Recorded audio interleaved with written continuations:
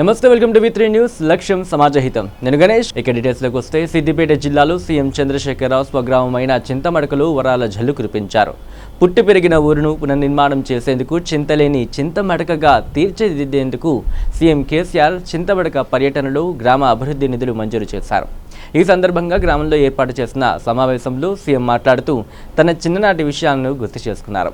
చింతమడకలో గ్రామస్తులందరినీ గుర్తుపెట్టుకుని పేరు పేరున పలకరించారు సీఎం కేసీఆర్. సీఎం ప్రకటించిన వరాలపై చింతమడక ప్రజలు ఆనందం వ్యక్తం చేస్తున్నారు. నన్ను కని పెంచి ఈ స్థాయికి ఎదిగేలాగా చేసి ఈ రాష్ట్రానికి ప్రజలకు అప్పచెప్పినటువంటి చింతమడక నా తల్లులకు, తండ్రులకు, నా అన్నదమ్ములకు, మీ కాళ్ళల్లో మీ చేతులలో నన్ను పెంచి ఇంతవాడిని చేసినటువంటి మా అమ్మలకు, మా తండ్రులకు, మా అన్నదమ్ములందరికీ కూడా హృదయపూర్వకమైనటువంటి నమస్కారం.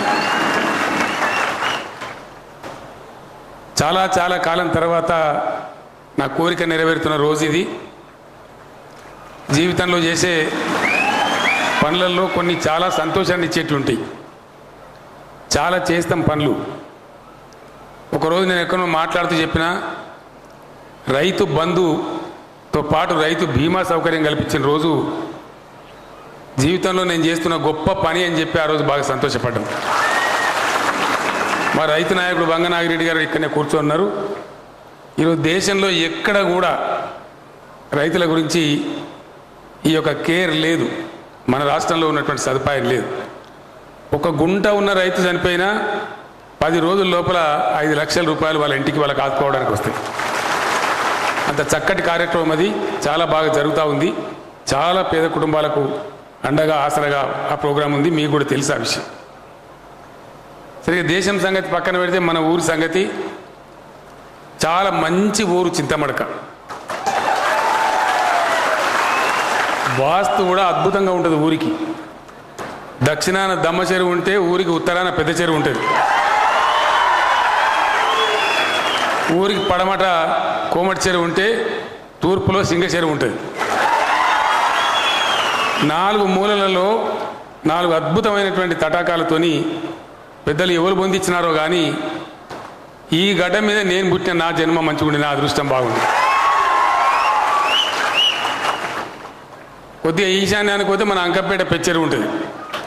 చాలా అద్భుతమైనటువంటి ప్రాంతంగా ఉంటుంది. చిన్నప్పుడు మా ఇంటి ముందర ఉండేటువంటి వీధిలో 2-3 నెలలు జాలు బారుతుండే. ఇప్పుడు అది మాయమైంది. కాగితం పడవలేసేవాళ్ళం మా పాటకు ముందర. ఆ నీళ్ళు ఎటుపోయిందో, జాలు ఎటుపోయిందో మనం ఆగమాగమై 800 ఫీట్ 600 ఫీట్ బోల్ వేసే పరిస్థితి పోయినాం. కాళేశ్వరం గంగ దుంకుతూ ఉన్నది. భగవంతుని దయతోని ఇప్పుడు కాలువ చూసుకుంటూనే వచ్చిన రాంగ నేను ఆ కాలువ వెంబడే వచ్చింది హెలికాప్టర్. ఎందుకో మన దమ్మచెరువు మీదికెళ్ళి వస్తూ ఉంది కాలువ. మళ్ళీ ఆ ఊటలు, ఆ జాలు ఒక ఏడాది లోపలనే భగవంతుని దయ వల్ల రాబోతుందని చెప్పి నేను తెలియజేస్తా ఉన్నా. ఎటువంటి చింత లేకుండా మనందరం కూడా మన తెలంగాణ మొత్తం రాష్ట్రమే బతికేటువంటి పరిస్థితి వస్తూ ఉంది.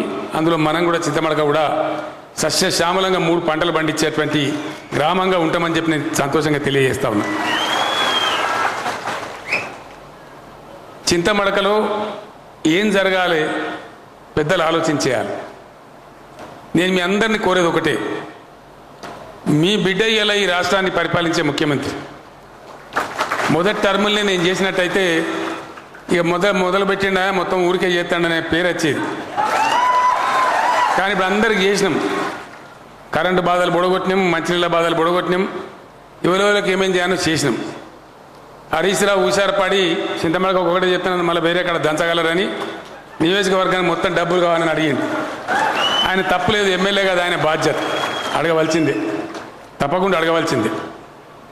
సిద్దిపేట చింతమడక నన్ను పెంచి సనుబాలిచ్చి ఉగ్గుపాలు పోసి పెద్దవాడిని చేస్తే విద్యను బుద్ధిని ఇచ్చినటువంటి 3 గ్రామాలు ఉన్నాయి.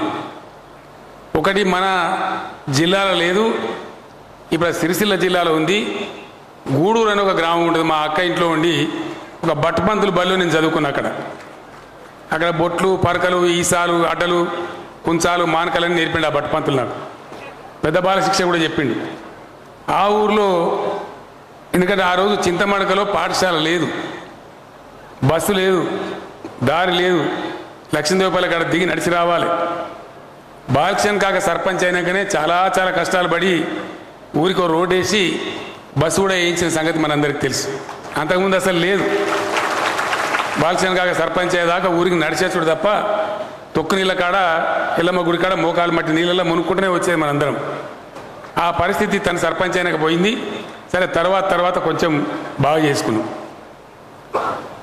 సందర్భం ఏంటంటే ఊరు మొత్తం మంచిగా కావాలి, గ్యారంటీ అవుతుంది, కాకపోయే సమస్య లేదు. ఎట్లా కావాలి అనేది పాయింట్. డబ్బులకు మంజూరికి బాధ లేదు, కానీ అనుకున్నట్టు జరగాలి. జరగాలంటే ఊరిలో బాగా ఐకమత్యం ఉండాలి, ఒకరిని ఒకరు ప్రేమించుకునే తత్వం ఉండాలి, ఒకరి కోసం ఒకరం కొంచెం ఓర్చుకునే గుణం ఉండాలి.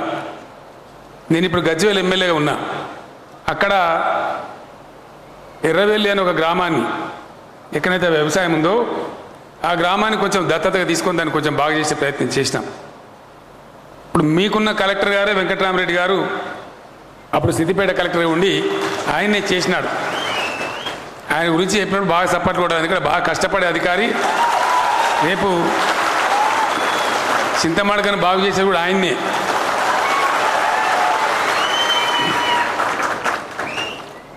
ఏం చేద్దామనేది ప్రశ్న. సామూహిక అవసరాలు ఉంటాయి, వ్యక్తిగత అవసరాలు ఉంటాయి. సామూహికంగా అంటే ఊరికి రోడ్డు కావచ్చు, ఇంకోటి కావచ్చు, ప్రజలందరికీ వర్తించే అవసరాలు ఉన్నాయి మనకు.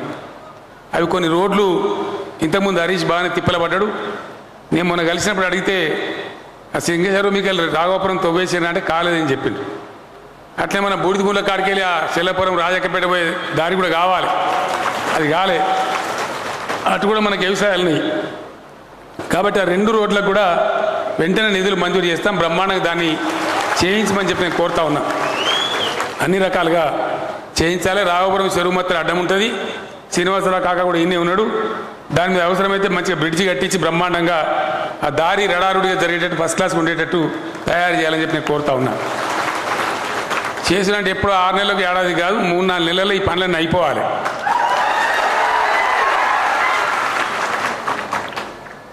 ఇక మొత్తం కలెక్టర్ గారిని, ఎమ్మెల్యే గారిని నేను కోరిన, చింతమడక గ్రామంలో నేను వచ్చిపోయిన తర్వాత 1 నెల రోజుల తర్వాత ప్రతి ఒక్కరు కూడా గర్వంగా సంతోషంగా మేము మంచిగా ఉన్నామని చెప్పుకునే పరిస్థితి ఉండాలి. బాధలు అనేటివి ఉండద్దు అని నేను చెప్పిన. 2 విషయాలు నేను ఎమ్మెల్యే గారిని, కలెక్టర్ గారిని కోరుతా ఉన్నా. షార్ట్ పీరియడ్లో కంటి వెలుగు ప్రోగ్రాం జరిగింది ఇక్కడ. అయినప్పటికీ కూడా మళ్ళీ ఒకసారి ఉచిత కంటి వైద్య శిబిరం ఊరందరికీ నిర్వహించమని చెప్పి నేను కోరుతా ఉన్నా. ఉచిత వైద్య శిబిరాన్ని కూడా మొత్తం మంది 2 రోజులు 3 రోజులు ఉంటట్టు ఆ కార్పొరేట్ హాస్పిటల్ వాళ్ళకి నేను చెప్తాను. వాళ్ళందరూ వస్తారు, క్యాంప్ చేస్తారు. ఊరందరికి కూడా కంప్లీట్గా ఆరోగ్య పరీక్షలు. ఇక పెంచిన ఆసరా పెన్షన్ల తీసుకునే ప్రతి ఒక్కరూ వేప చెట్టును నాటాలని పంపిణీ కార్యక్రమంలో నల్గొండ నియోజకవర్గం శాసనసభ్యులు కంచర్ల భూపాల్ రెడ్డి పిలుపునిచ్చారు. నల్గొండ నియోజకవర్గంలోని చెర్లపల్లి గ్రామంలో పెంచిన ఆసరా పెన్షన్ల పంపిణీ కార్యక్రమంలో నల్గొండ శాసనసభ సభ్యులు కంచర్ల భూపాల్ రెడ్డి, నల్గొండ మున్సిపాలిటీ కమిషనర్ చిలుకుల గోవర్ధన్, పలువురు నాయకులు పాల్గొన్నారు. ఈ సందర్భంగా ఎమ్మెల్యే మాట్లాడుతూ తెలంగాణ ప్రభుత్వం ఇచ్చిన మాట ప్రకారమే పెంచిన ఆసరా పంపిణీ చేపడుతుందని, పింఛన్లు తీసుకునే ప్రతి ఒక్కరూ తప్పకుండా ఒక చెట్టుని నాటాలని ఆయన కోరారు. నేను ఇప్పిస్తాను ఇది అని చెప్తే మాత్రం అని చెట్టు పడవకండి. మీకు ఏ దాంతో సంబంధం లేదు. మున్సిపాలిటీ వారు మీ ఇంటికి వచ్చి మీకు ఇస్తారు. Thank you. ఇప్పుడు ఈ సమావేశాన్ని ఉద్దేశించి మన గవర్నమెంట్ స్థానిక శాసనసభ్యులు తీసుకుంటారు. 2వ వార్డులో 300 మంది తీసుకుంటారు. మొత్తం చెల్లపల్లిలో 1200-1300 మంది పింఛన్లు తీసుకుంటారు. 1700 మంది చెట్లు పెట్టాలి. దయచేసి చెట్టు పెట్టాలి, చెట్టు నాలాలి. 5 ఏళ్ల తర్వాత అది పెద్ద అయినాక నేనే ఊపుకుంటానుగా. నేను లింగన ఊరులాగా వచ్చి చూస్తాను, చెట్టు చూస్తా. 5 ఏళ్ళనే వేడి కృష్ణయ్య పాపయ్య,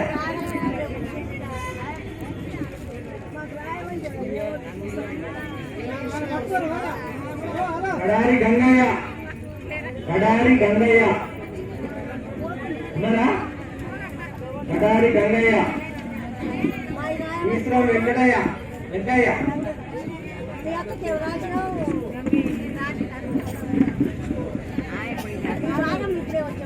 విశ్రం వెంకయ్య,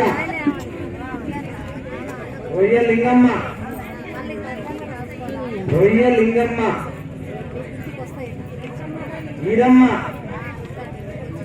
ఈరమ్మ, రాపోలు దామోదర్. ఇప్పుడు వచ్చిన వాళ్ళు తీసుకోండి, రాని వాళ్ళ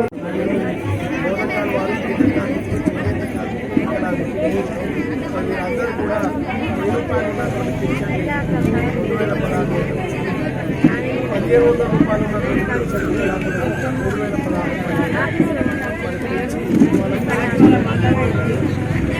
కూడా కూడా మన జూన్ నెల నాటి నుంచే వాళ్ళందరూ కూడా ఎవరు కూడా అందరూ కూడా మనలాగా అనవసరమైనటువంటి ప్రచారం చేసేటువంటి వాళ్ళకి ఎన్నికల కోడ్ నాకు తెలిసి కూడా ఇంకా రాలేదని పెద్ద మనుషుల చెవులు మరి మారేటట్టు ప్రచారం చేసి మరి వారికి చెంపపెట్లాగా ఎన్నికల కోడ్ ఉందని తెలిసి కూడా మరి విధమైనటువంటి దుష్టప్రచారాలు చేసి అయినా ఎవరో చెప్పించినటువంటి విషయాలు కాదు. ముఖ్యమంత్రి కేసీఆర్ గారు తెలంగాణ వచ్చిన తర్వాత వర్షాలు సాగి అలాగే తీయాలనే దాంట్లో కూడా తీయాలి,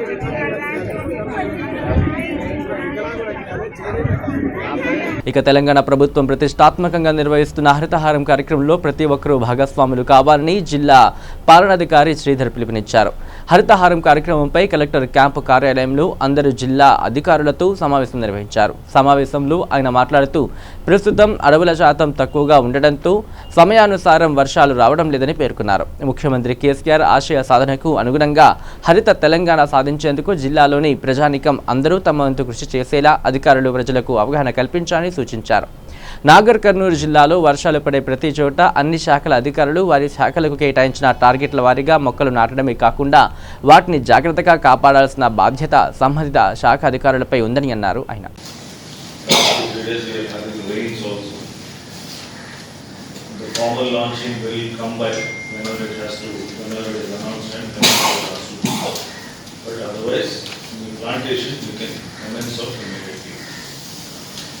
ఎక్కడెక్కడ వర్షాలు పడుతున్నాయో అక్కడంతా కూడా మీరు కమెంట్స్ చేసేసుకోండి. So that we won't be short of target at sudden ఒకే రోజు లాంచ్ చేయమంటారు. Then they will expect us to meet very high targets because that will short time. కాబట్టి ఎక్కడెక్కడ వర్షాలు ఉన్నాయో ఎక్కడెక్కడ నీళ్ళు ఉన్నాయో మీకు తెలుసు. కాబట్టి అక్కడంతా కూడా work officer should necessary review on the time and keep a clear track of what is happening, who is doing, who is not working in your mandal level or village level, staffs ever ekkada chestunaru, ever pani cheyaledu. And any time I ask you saying that why this thing is not happening, I should be able to come up here. ఇక నిజామాబాద్ జిల్లా Bodhan sub collector beedi కార్మికులందరికీ pension ఇవ్వాలని demand చేస్తూ ఇలాంటి నిబంధనలు లేకుండా కొత్త వారికి సైతం ఇవ్వాలని సిపిఎం పార్టీ ఆధ్వర్యంలో ధర్నా నిర్వహించి వినతిపత్రం అధికారులకు అందజేశారు.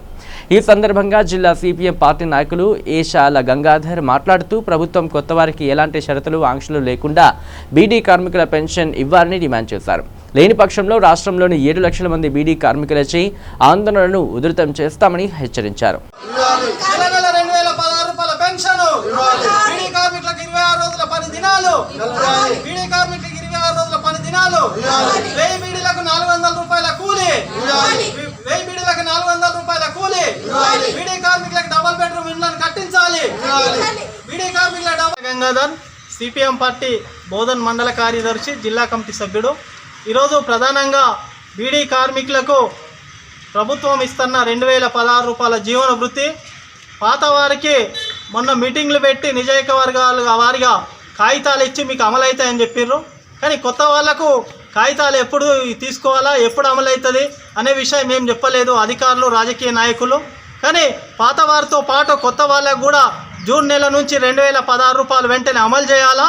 అట్లా అమలు చేయకపోతే ఈ రాష్ట్రంలో ఉన్న బీడీ. ఇక నిజామాబాద్ జిల్లా బోధన్ సిడిపిఓ లలిత కుమారి ఆగడాలపై వెంటనే చర్యలు తీసుకోవాలని ఎఫ్టియులో బోధన్ ఆర్డీఓ కార్యాలయం ఎదుట ధర్నా నిర్వహించి వినతి పత్రాన్ని అందజేశారు. ఈ సందర్భంగా జిల్లా కన్వీనర్ మల్లేష్ మాట్లాడుతూ బోధన్ పట్టణంలోని 22వ వార్డులో ఆయా పోస్టుల కోసం దరఖాస్తు చేసుకున్న వారికి ఉద్యోగాలు ఇవ్వాల్సింది పోయి సిడిపిఓ అక్రమాలకు పాల్పడి 23వ వార్డులో ఉన్న వారికి ఇవ్వడం ఎంతవరకు సమంజసమని మండిపడ్డారు. స్థానికులకు ఇవ్వకుండా అవినీతి అక్రమాలకు పాల్పడిన సిడిపిఓపై ఆర్డీఓ విచారణ చేపట్టాలని, లేని పక్షంలో కాలనీ వాసులందరినీ తీసుకువచ్చి న్యాయం జరిగేంత వరకు ఆందోళన చేస్తామని హెచ్చరించారు.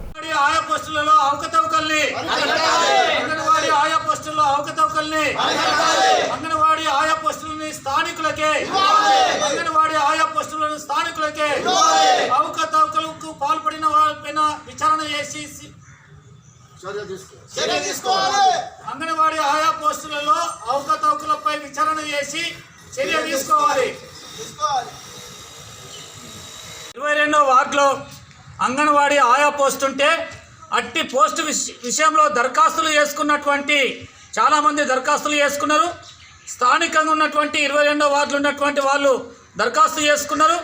అయినప్పటికీ వారిని కాదని స్థానిక ఏతరులు అంటే వేరే గల్లీకి సంబంధించినటువంటి వాళ్లకు 22వ వార్డు కాకుండా 23వ వార్డులో ఉన్నటువంటి వాళ్లకు ఈ పోస్టును మంజూరు చేయడం జరిగింది.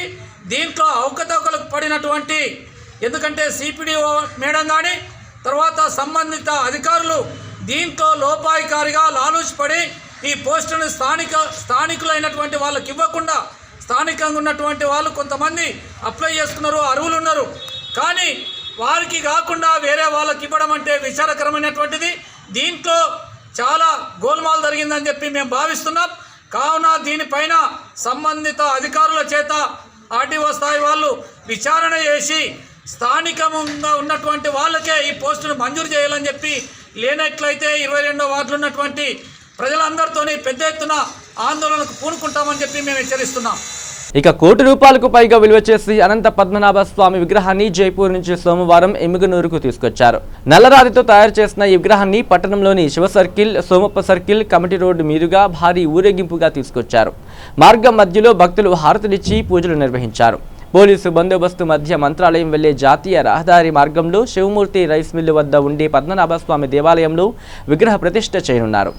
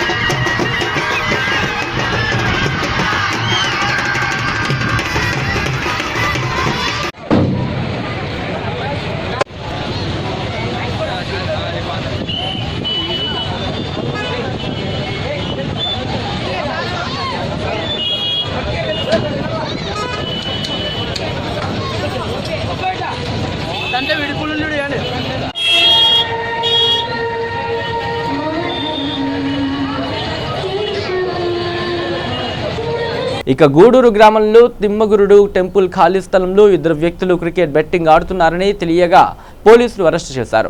ఒక వ్యక్తి పేరు ప్రణీత్, కోడుమూరు గ్రామము, ఇంకొక వ్యక్తి పేరు నాగరాజు, వైఖానాపురం గ్రామం, గూడూరు మండలం.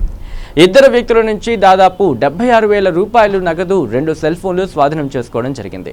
వారి సిబ్బందితోటి గూడూరులోని తిమ్మగురు టెంపుల్ స్థలం వద్ద ఇద్దరు వ్యక్తులు క్రికెట్ బెట్టింగ్ సంబంధించినటువంటి సమాచారంతో ఆడుతున్నారు మొబైల్లో అని చెప్పే సమాచారం పైన ఎస్ఐ గారు రైడ్ చేసి అక్కడ ఉన్నటువంటి ఇద్దరు వ్యక్తులను అదుపులోకి తీసుకొని విచారిస్తే ప్రణీత్, కోడుమూరు సంబంధించినటువంటి ప్రణీత్, నాగరాజు, వైఖానాపురం సంబంధించిన ఇద్దరు వ్యక్తులు కూడాను Dundigal versus Madurai Panthers T20 match సంబంధించినటువంటి క్రికెట్ బెట్టింగ్కు వీళ్ళు బుకీలుగా వ్యవహరిస్తూ డబ్బు ఇక బీడీ కార్మికులందరికీ పీఎఫ్తో సంబంధం లేకుండా భృతి ఇవ్వాలని డిమాండ్ చేస్తూ టీఎఫ్టీయూ ఉమ్మడి మహబూబ్ నగర్ జిల్లాల కమిటీ ఆధ్వర్యంలో భారీ ర్యాలీ నిర్వహించారు.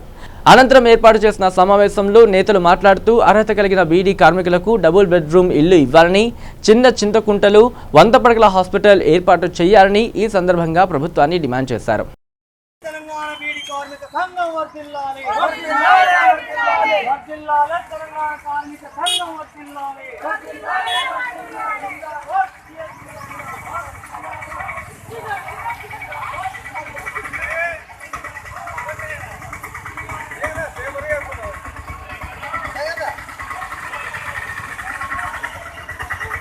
ఇవ్వాలి ప్రతి బీడీ కార్మికులు డబుల్ బెడ్రూమ్ ఇవ్వాలి ఇవ్వాలి ఇవ్వాలి.